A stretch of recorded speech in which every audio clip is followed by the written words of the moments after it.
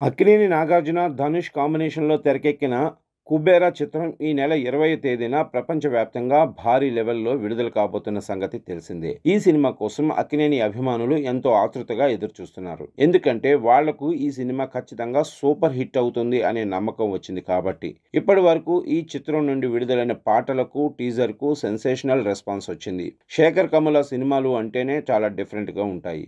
ముందు సినిమాలకు, ప్రస్తుతం చేసే సినిమాలకు అసలు సంబంధం ఉండదు. హృదయాలకు హత్తుకునే విధంగా ఆయన సినిమాల్లోని సన్నివేశాలుంటాయి. అలాంటి సన్నివేశాలు 'కుబేరా' చిత్రంలో బోలెడన్ని ఉన్నాయని టీజర్‌ని చూస్తేనే తెలుస్తుంది. ఈ నెల 13న జరిగే ప్రీ రిలీజ్ ఈవెంట్‌లో థియేట్రికల్ ట్రైలర్‌ని విడుదల చేయబోతున్నారు. ఇప్పటి వరకు ఈ సినిమా నుండి డైలాగ్ కంటెంట్ వినబడలేదు. కథ అర్థం అయ్యి అవనట్టుగా ప్రమోషనల్ కంటెంట్ వదిలారు. అసలు ఈ సినిమా స్టోరీ ఏంటి? నాగార్జున క్యారెక్టర్ ఏంటి? ఒక బిచ్చగాడిగా బ్రతికే ధనుష్ అన్ని సమస్యల్లో ఎలా చిక్కుకున్నాడు అనేది తెలుసుకోవాలని ఆడియన్స్‌లో కూడా కుతూహలం ఉంది.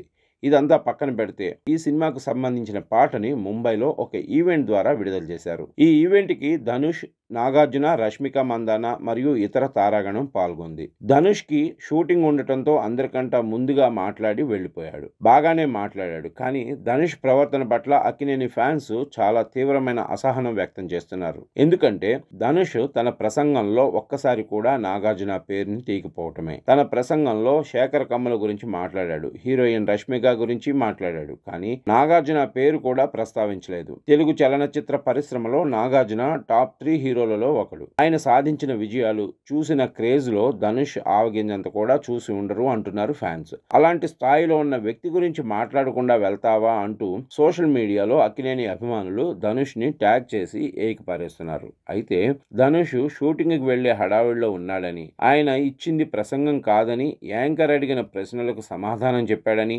యాంకర్ నాగార్జున గురించి అడగకపోతే ధనుష్ ఏం చేస్తాడంటూ మరో వర్షన్ ధనుష్కి సపోర్టుగా కామెంట్స్ వినిపిస్తున్నాయి.